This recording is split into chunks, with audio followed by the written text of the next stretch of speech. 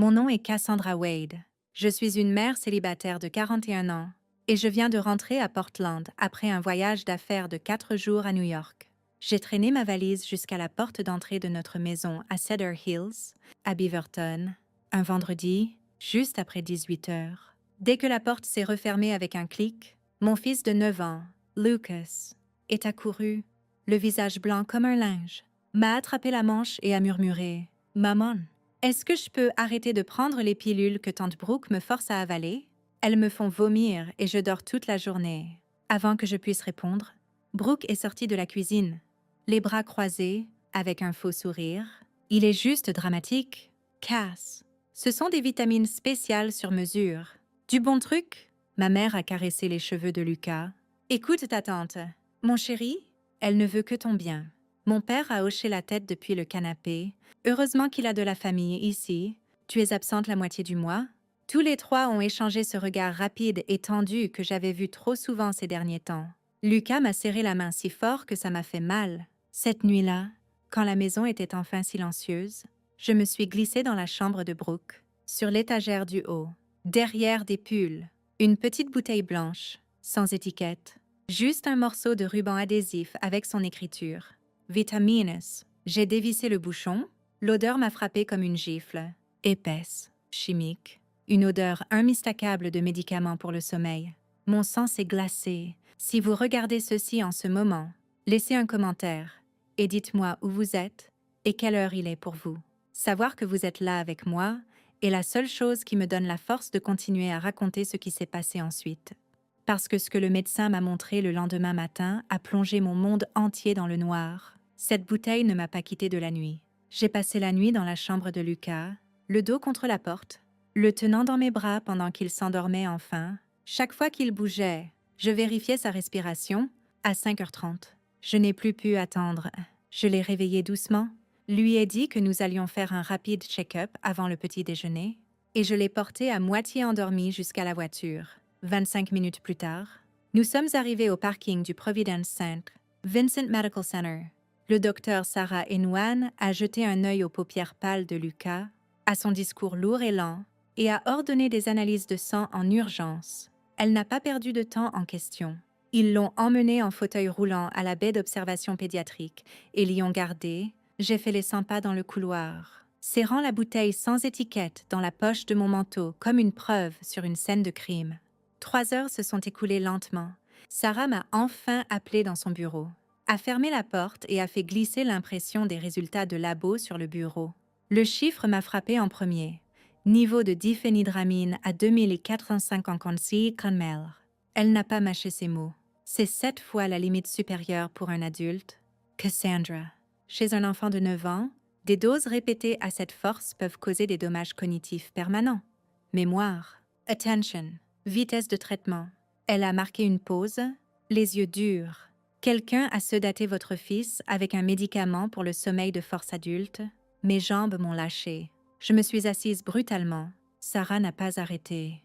Elle a pris le téléphone, a appelé elle-même les services de protection de l'enfance, puis la sécurité du campus. En quelques minutes, une assistante sociale et un adjoint du comté de Washington étaient dans la pièce. J'ai remis la bouteille. Sarah leur a donné le rapport de labo et un sac à preuves scellé. L'adjoint a tout photographié sur place. L'assistante sociale m'a dit que Lucas resterait hospitalisé pour surveillance et un panel toxicologique complet. Il devait documenter la chronologie exacte de l'exposition. J'ai réussi à prendre des photos des documents sur mon téléphone avant qu'ils ne prennent les originaux. Sarah m'a glissé un duplicata. Pour vos archives, elle a baissé la voix. Prenez ça chez vous avec précaution. Vous en aurez besoin? Le trajet de retour à Beaverton m'a semblé interminable. Je suis entrée juste après 15 heures. Brooke était étalée sur le canapé, en train de scroller sur son téléphone. Maman pliait du linge. Papa regardait une rediffusion de golf. J'ai laissé tomber mes clés sur le comptoir plus fort que nécessaire. Je suis allée droit à la table basse et j'ai posé le résumé des labos pliés, face visible. Brooke s'est redressée lentement. Maman s'est figée en plein pliage. Papa a coupé le son de la TV. Brooke l'a attrapé en premier. Ses yeux ont balayé la page et la couleur a quitté son visage. Papa l'a arraché ensuite, fronçant les sourcils comme si c'était écrit dans une autre langue. Erreur de labo. a-t-il marmonné. Ça arrive tout le temps. Maman s'est placée derrière Brooke, les mains sur ses épaules. Chérie, tu essayais juste d'aider le garçon à mieux se reposer. Les médecins exagèrent tout. La voix de Brooke s'est brisée. C'est juste une vitamine plus forte? Cass exagère. J'ai gardé ma voix plate. Les services de protection de l'enfance sont déjà impliqués. La police à la bouteille. Ça ne va pas disparaître. Silence de mort. Puis papa s'est penché en avant. Coude sur les genoux. Tu es prête à détruire ta propre famille pour un malentendu. La poigne de maman s'est resserrée sur Brooke. Pense à Lucas. Tout ce stress n'est pas bon pour lui. Brooke s'est essuyé les yeux, mais j'ai vu le calcul derrière les larmes. Papa a jeté un regard à maman et a secoué la tête de manière infime. Message reçu. Ne rien dire de plus. Je me suis tournée et suis montée à l'étage. Derrière moi, j'ai entendu papa murmurer. « Laisse ça passer. Elle se calmera. » J'ai fermé la porte de ma chambre, les verrouillée, et j'ai commencé à sauvegarder toutes les photos sur le cloud. Le dimanche matin, ils sont tous partis pour le ravitaillement chez Costco. Papa au volant, maman à côté, Brooke à l'arrière avec ses sacs réutilisables. J'ai attendu que le SUV tourne au coin de la 142 Southam. Puis j'ai agi vite. J'avais payé un supplément pour un retrait le jour même chez Best Buy à Tanasbourne. 4 caméras Arlo Essential Indoor, blanc mat, pas plus grandes que des palets de hockey, conçues pour se fondre dans n'importe quel plafond. J'ai pris l'échelle du garage et travaillé en silence. La première unité vissée au plafond du sous-sol, directement au-dessus du vieux canapé en cuir, Grand Angle, couvrant toute la zone de détente. La deuxième cachée dans l'angle d'une poutre près du mini-frigo, capturant les escaliers et la porte.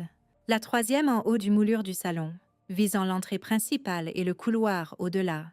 La quatrième dans le couloir à l'étage, parfaitement positionnée pour voir toutes les portes de chambre et le haut des escaliers. 10 minutes chacune. Pas de fils, pas de lumière clignotante. Autonomie de batterie annoncée à 6 mois. Je les ai appairés à un nouveau compte. Changer le mot de passe par défaut pour quelque chose que seul moi connaîtrais. Activer les alertes de mouvement et l'enregistrement cloud 24 heures sur 24. Au moment où j'ai entendu la porte du garage s'ouvrir à nouveau, chaque caméra était en ligne et invisible. Le lundi, j'ai déposé Lucas à l'école primaire de Cedar Mill, embrassé le sommet de sa tête et conduit jusqu'au centre-ville, dans le Pearl District, comme si rien n'avait changé. À 9h03, mon téléphone a vibré. Alerte de mouvement à la porte d'entrée. Brooke, encore en short de pyjama et un de mes vieux hoodies de fac, a ouvert la porte à un homme que je n'avais jamais vu. Cheveux noirs, manteau Pia Code bleu marine. Portant 2 tasses en papier de Dragonfly Coffee sur Canyon Road, elle a pris le café, l'a embrassé passionnément là sur le porche, puis l'a tiré à l'intérieur. Ils ont disparu dans les escaliers du sous-sol. J'ai changé de flux. La caméra du canapé a tout capturé en 1080p net.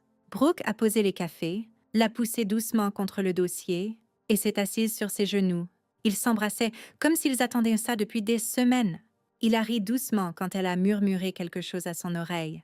Elle lui a enlevé son manteau, l'a laissé tomber par terre, puis a attrapé la télécommande et allumé les petites guirlandes lumineuses qu'elle avait accrochées le mois dernier.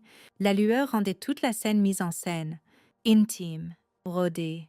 Elle a jeté un regard vers le haut, droit vers le plafond, droit vers l'objectif qu'elle ignorait, et a souri avant d'enfouir à nouveau son visage dans son cou. Le mardi, il est arrivé à 10h41. Même café, même trajet, direct au sous-sol. Cette fois, elle avait de la musique, une playlist indie qu'elle sait que je déteste. Ils ont dansé lentement au milieu du tapis, pieds nus, verre de vin déjà en main. Le mercredi, il s'est pointé à midi avec des plats à emporter du Thaï sur Murray. Ils ont mangé assis en tailleur sur le sol du sous-sol, se donnant mutuellement des nouilles entre les baisers, riant à des blagues privées que je n'entendais pas encore. Le jeudi, il est entré à 9h29. Portant un petit sac de sport noir, Brooke a verrouillé la porte d'entrée derrière lui, a pris le sac et l'a mené en bas. Le sac est resté là toute la journée. Chaque matin, je restais à mon bureau debout, feignant de relire des decks marketing, pendant que le deuxième écran montrait ma propre maison utilisée comme un hôtel. J'ai sauvegardé chaque clip dans un dossier crypté, titré par date et horodatage. Mon pouls ne ralentissait jamais. Je buvais du café sans le goûter. Je répondais aux messages Slack d'une main et rafraîchissais le flux en direct de l'autre. D'ici jeudi soir, J'avais plus de 30 heures de footage et toujours pas d'audio clair sur ce qu'ils tramaient vraiment. Mais le schéma était indéniable. La maison était à eux dès que ma voiture quittait l'allée. J'ai fermé le bureau tôt, conduit chez moi sous des trompes d'eau orégoniennes et garé 3 maisons plus bas sous les érables dégoulinants. J'ai ouvert l'ordinateur portable sur le siège passager, lancé le flux du sous-sol et attendu le vendredi. Je ne suis jamais rentrée après le travail. J'ai garé 3 pâtés de maisons plus loin sous les cèdres dégoulinants sur la 141e, entrouvert la vitre pour l'air et ouvert l'ordinateur sur le volant. La pluie martelait le toit comme pour noyer ce que je savais déjà arriver. À 8h17, Landon est entré portant 2 cafés de Dragonfly sur Canyon Road et un petit sac en papier. Brooke l'a accueilli à la porte vêtue seulement d'une flanelle oversize, ma flanelle, et l'a tiré direct en bas. J'ai changé pour l'angle large du sous-sol. Elle a posé les cafés sur le coffre, allumé les guirlandes et l'a poussé sur le canapé. « Il a ri !»« Ta sœur est définitivement partie jusqu'à 18h au plus tôt, » a-t-elle dit en s'asseyant sur ses genoux. On a toute la journée. Elle l'a embrassé lentement, puis s'est reculée juste assez pour que la caméra capture chaque mot. Tout est sur les rails. Bébé! Lucas a raté un autre test d'orthographe la semaine dernière. L'enseignante a déjà envoyé un email sur des problèmes possibles de traitement. Encore un mois à ce dosage. Et aucun pédiatre ne questionnera un diagnostic de retard de développement. Landon a tracé la chaîne autour de son cou, celle que je n'avais jamais vue. Ricanait. Et puis, maman et papa demandent la tutelle d'un mineur avec déficience cognitive. La loi de l'Oregon est claire. Si le parent est jugé inapte en raison d'absentéisme et que l'enfant a des besoins spéciaux, le tribunal accorde presque toujours la tutelle à des membres de la famille volontaire. Une fois qu'il contrôle Lucas, il contrôle son fonds fiduciaire. La moitié de la valeur de cette maison vient du paiement d'assurance vie de son père. Cet argent était destiné à ses soins futurs. Les tuteurs décident ce que signifient les soins. Elle souriait comme si elle parlait de projets de vacances. On liquide l'actif. On rembourse les 70 000 $ de dette de papa pour ce flop de terrain en Idaho. On donne un coussin à maman et papa. Et le reste est à nous. Cassandra garde son job et sa valise. Landon a haussé un sourcil. Tes parents sont vraiment désespérés. Maman m'a toujours préférée de toute façon. Il laisse des indices depuis des mois sur à quel point c'est injuste que je galère pendant que Cassandra a eu la maison dans le règlement du divorce. Elle a attrapé son téléphone, mon app bancaire, encore connecté sur son appareil parce que je lui faisais confiance avec la carte secondaire pour les courses. Elle a tourné l'écran vers lui. 4 200 $ à Bridgeport Jewelers. Tudor Black Bay, joyeux anniversaire. Bébé, il l'a embrassé si fort que le canapé a grincé. T'es folle! J'adore. Brooke a ri contre sa bouche. Attends juste que l'escroc ferme. J'étais assise dans la voiture sombre, la pluie striant le pare-brise.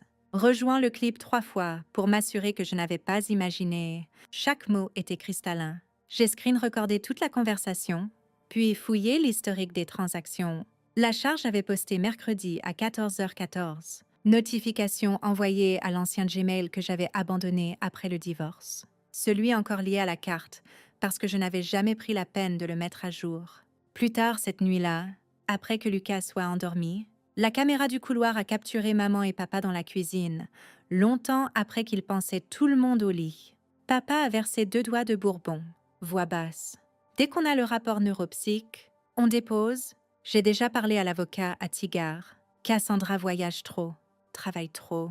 Négligence classique. Le juge se rangera du côté de la famille. Maman a hoché la tête, tordant son alliance. Brooke mérite cette maison de toute façon. C'est elle qui est là tous les jours. Papa a fait teinter son verre contre le sien.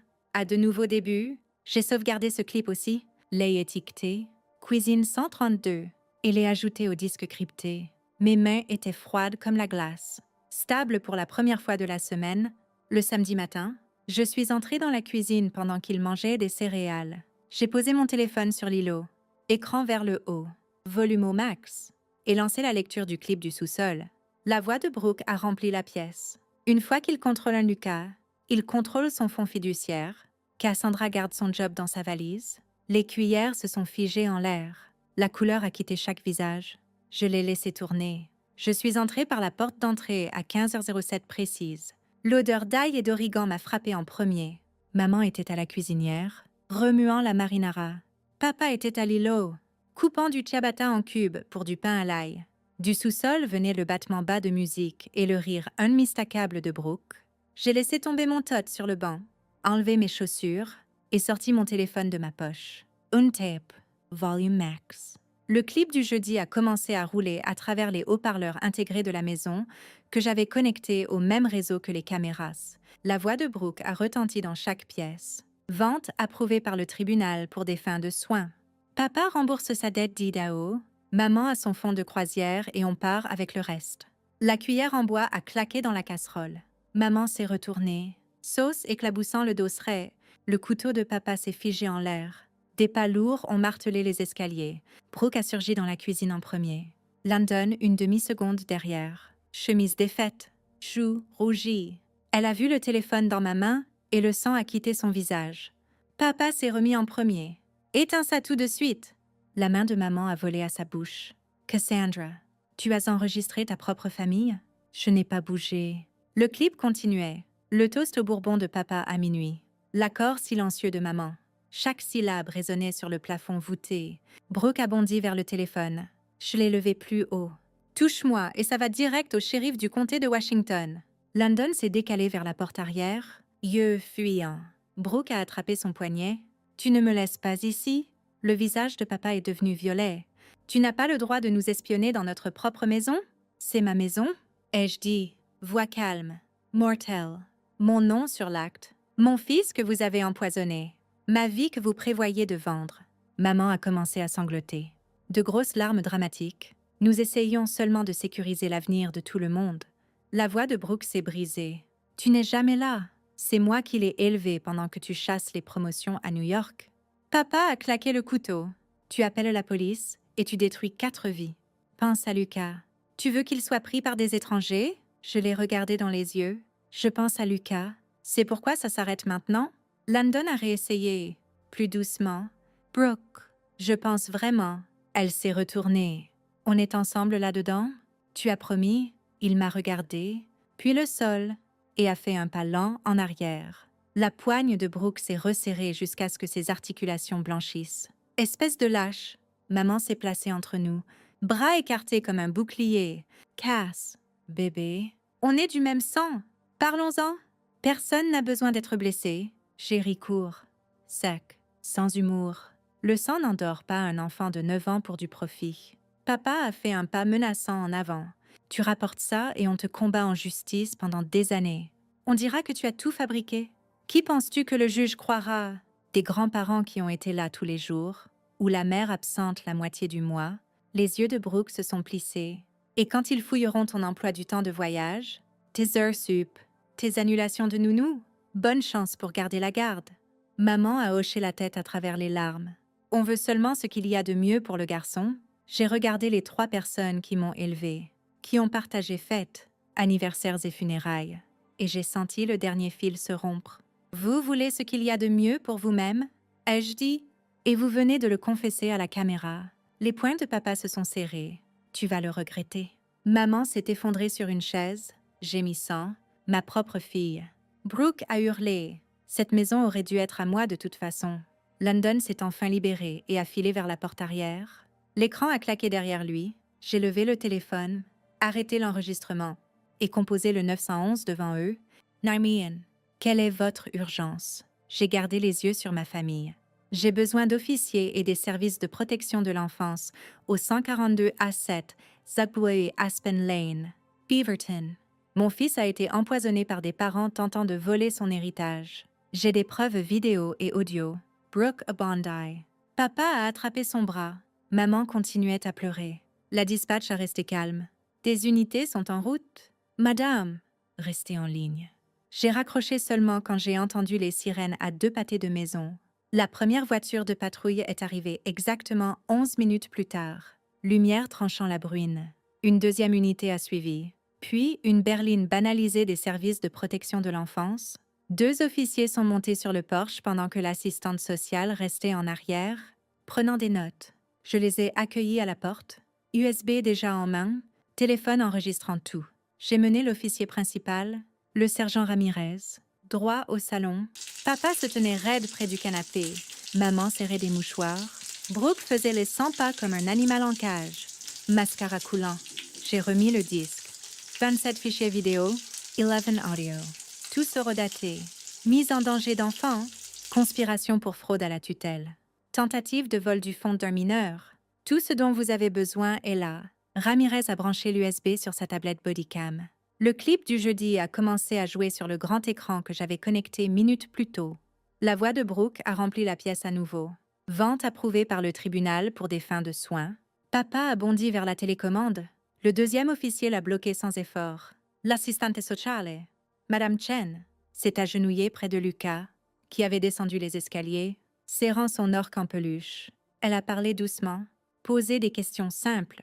Il a répondu d'une petite voix. Tante Brooke me fait prendre les pilules blanches quand maman est partie. Elles rendent ma tête floue. Le visage de Chen s'est durci. Elle s'est levée. Nous transportons le mineur pour évaluation médicale immédiate.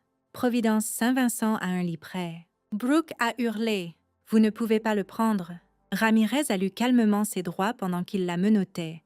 Pas nécessaire encore. Elle ne fuyait pas. Papa a essayé d'argumenter la juridiction.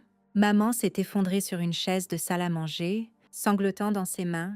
J'ai signé le plan de sécurité temporaire sur place. Lucas m'a serré fort, murmurant. Tu viens avec moi? Chaque seconde. Mon grand? Pendant que les officiers sécurisaient la scène, j'ai sorti l'acte imprimé de mon tiroir de bureau, enregistré au comté de Multnomah, 2019. Mon nom seulement, et l'ai montré à Ramirez. Cette propriété est uniquement à moi. J'exerce mon droit légal de révoquer les privilèges de résidence pour Marilyn Wade, Edward Wade et Brooke Wade. Avec effet immédiat, la bouche de papa s'est ouverte, fermée. Pour la première fois de ma vie, il n'avait rien à dire. Ramirez a hoché la tête. Nous pouvons rester pendant qu'il collecte l'essentiel. 24 heures pour évacuer complètement. Après ça, cette intrusion. Chen a pris Lucas par la main. J'ai attrapé son sac de nuit et les ai suivis jusqu'à la voiture des services de protection de l'enfance. Brooke a essayé de nous courir après. Un officier l'a bloqué doucement. Son hurlement a résonné dans la rue alors que nous partions. À l'hôpital, ils ont prélevé du sang frais, fait un nouveau dépistage toxico et admis Lucas en pédiatrie pour observation. À 21 heures ce soir-là, le juge de garde a signé l'ordre de protection d'urgence par lien vidéo. Aucun contact entre Lucas et les 3 adultes nommés pour 72 heures minimum. Révision prévue dans 5 jours. Extension probable à 5 ans, avec clause de renouvellement automatique si le risque persiste. Je me suis assise sur la chaise en vinyle près du lit de Lucas, tenant sa main pendant qu'il dormait sous des couvertures chaudes pour la première fois, en semaine, sans brouillard chimique. L'infirmière m'a apporté une couverture aussi. Je l'ai enroulée autour de mes épaules et ai fixé le moniteur qui bipait régulièrement et fort. À la maison, les officiers ont supervisé l'emballage. Papa a sorti 2 valises en silence. Maman a suivi avec un panier de linge rempli de vêtements, yeux gonflés. Brooke a refusé d'emballer au début. S'est assise sur le canapé du sous-sol, hurlant que tout était à elle de droit. Finalement, les officiers ont expliqué qu'elle pouvait partir volontairement ou être évacuée. Elle est partie avec un sac de sport et son sac à main, claquant la porte si fort que la fenêtre avant a tremblé. À minuit, la maison était vide, sauf pour l'odeur faible d'ail encore dans l'air, et le silence que je n'avais pas entendu depuis des mois. J'ai changé toutes les serrures le lendemain matin avant que Lucas ne rentre. L'audience d'urgence a eu lieu en salle 3 du bâtiment du tribunal juvénile et familial du comté de Washington à Hillsborough. Je suis entrée avec Melissa Hartman à mes côtés, Lucas tenant ma main serrée. La pièce sentait le vieux bois et le polish au citron. Brooke était assise à la table des répondants, flanquée d'un défenseur public qui semblait à peine 30 ans, maman et papa assis juste derrière elle dans la galerie, habillés comme pour un enterrement. La juge Elena Morales est entrée, robe noire, cheveux argentés tirés en arrière net. Elle n'a pas perdu de temps. Ceci est une révision de garde protectrice d'urgence OS 419B. 100. Madame Hartman, vous pouvez procéder. Melissa s'est levée. Votre honneur, nous demandons la continuation de l'ordre d'urgence, conversion en ordre de restriction de 5 ans avec renouvellement automatique et dommages civils pour infliction intentionnelle de détresse émotionnelle et mise en danger médical. Elle a cliqué sur la télécommande. Le grand écran s'est allumé avec le clip du sous-sol, la voix de Brooke claire comme du cristal. Une fois nommé conservateur, La maison est le plus gros actif. On liquide. Le défenseur public a objecté à la chaîne de custodie. La juge Morales a rejeté. J'ai examiné le rapport forensique de l'unité de forensics numérique du comté de Washington. La chaîne est intacte. Ensuite est venu le clip de minuit de la cuisine. Maman s'est couvert le visage. Papa a fixé droit devant, mâchoire serrée. Melissa a appelé le docteur Sarah et Nguyen à la barre. Sarah a exposé les rapports toxicologiques, le risque cognitif permanent projeté, et déclaré platement, c'était une administration délibérée et répétée d'une substance contrôlée de catégorie 4 à un mineur sans justification médicale. Ça répond à la définition d'abus sur enfant sous la loi de l'Oregon. Le défenseur public a essayé de me peindre comme une parent absente. Melissa a contre-attaqué avec mes journaux de voyage, contrat de garde d'enfant, et le dossier de présence parfaite de Lucas jusqu'au début de l'empoisonnement. Brooke a témoigné en dernier. Elle a pleuré, affirmé que les pilules étaient des aides au sommeil herbal, insisté qu'elle voulait seulement aider. La juge a posé une question. Pourquoi pas d'étiquette? Pas d'instruction de dosage. Et pas de dossier de prescription. Brooke n'avait pas de réponse. Maman et papa ont refusé de témoigner après que la juge les ait avertis sur le parjure.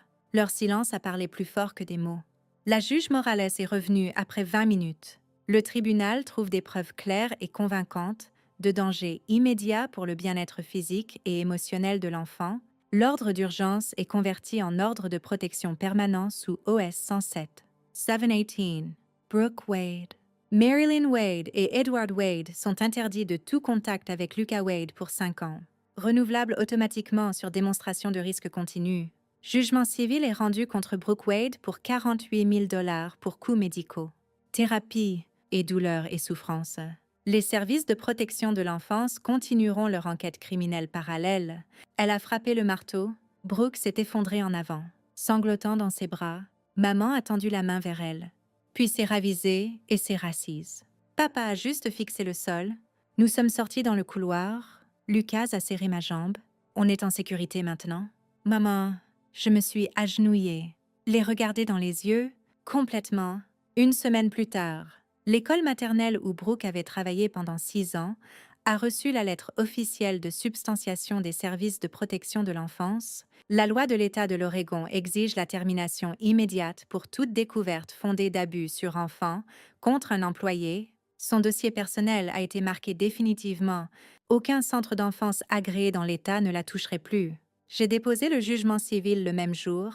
La collection a commencé 30 jours plus tard. La lumière d'octobre entrait par le nouveau puits de lumière que j'avais installé dans le couloir à l'étage. Celui que Lucas avait choisi lui-même dans le catalogue. Il a eu 10 ans le mois dernier. 10 bougies sur un gâteau au chocolat en forme de logo, des Portland Timbers. Il les a toutes soufflées d'un coup.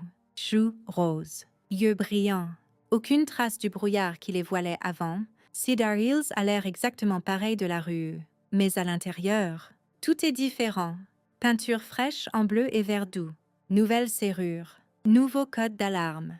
Nouvelle caméra de sonnette. Le fonds fiduciaire que j'ai mis en place pour Lucas est maintenant irrévocable jusqu'à ses 18 ans.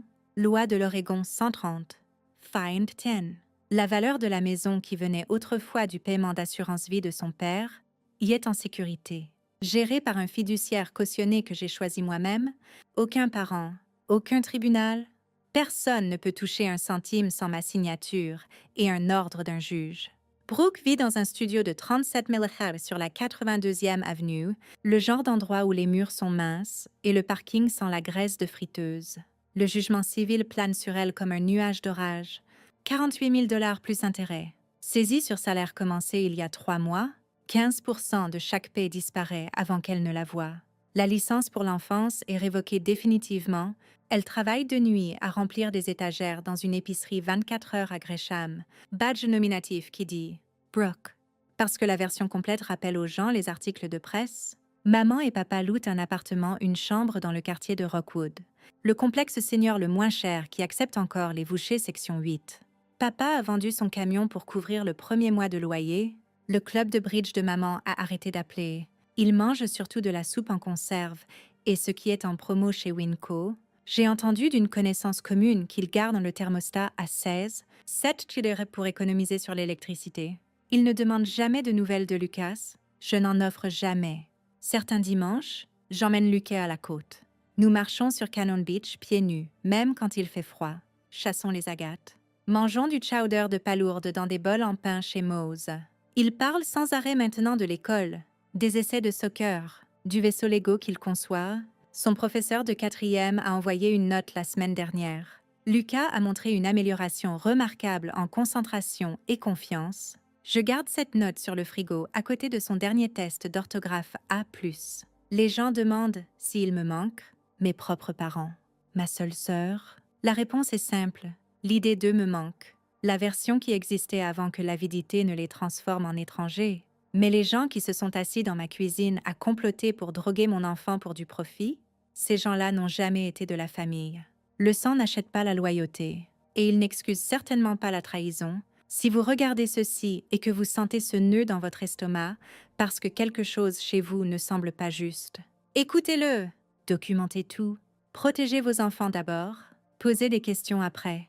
Parce que les gens les plus proches de vous sont parfois ceux capables des coupures les plus profondes, et la loi ne peut pas réparer une enfance déjà volée. Lucas et moi construisons une nouvelle normalité, juste nous deux, nos règles, nos rires, notre maison. Certaines nuits, il grimpe encore dans mon lit après un mauvais rêve.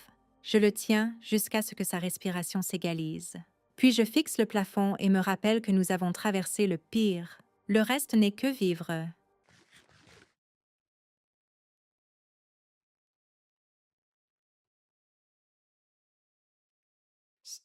I might let myself heal a little bit, just a little bit of healing, so I don't die.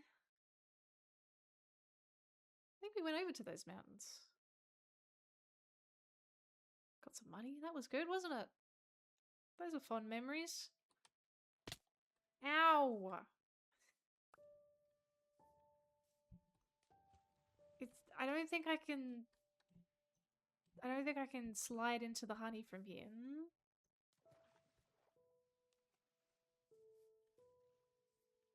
I think it is now inaccessible. What? What could it possibly want from me?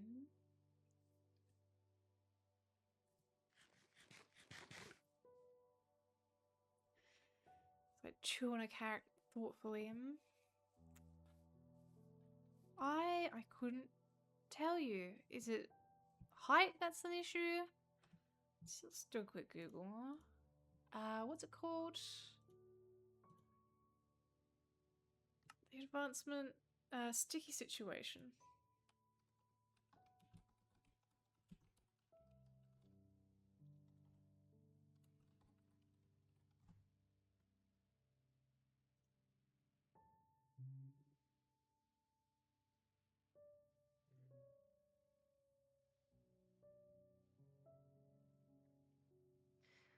When in the air, I think the air might be the bit that is failing me here.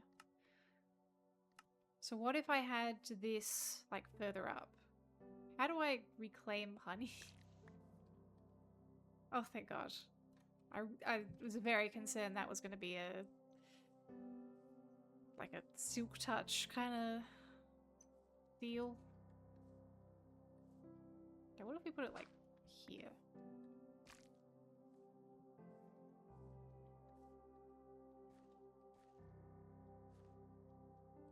Okay, okay.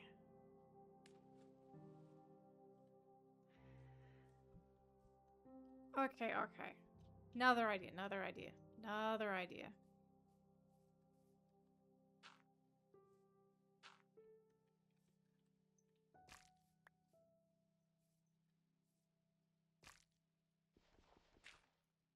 Yeah?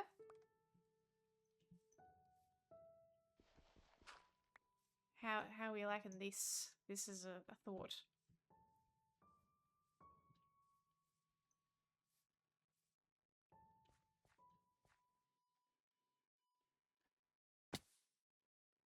It stopped me. Like it literally.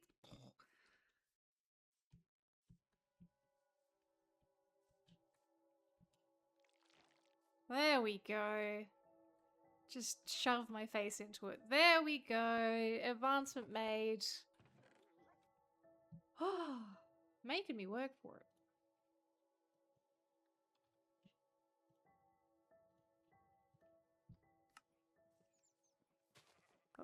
Advancement is advancement. Not gonna complain. I mean, a little bit of complaining, but not too much. Oh, look at all my beautiful sugarcane. Yes, yes, yes. Delicious, delicious sugarcane. It's about to become lots of paper. Ugh! For my beautiful village friends. Yippee, yippee. Huzzah, huzzah. Success after success.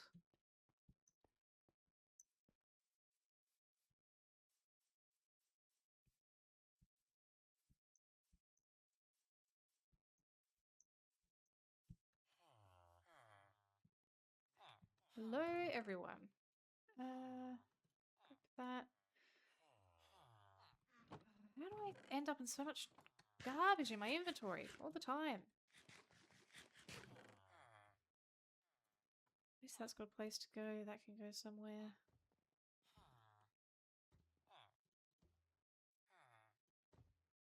Sure, that gives me a bit of room. Bam. Blam. Paper for days.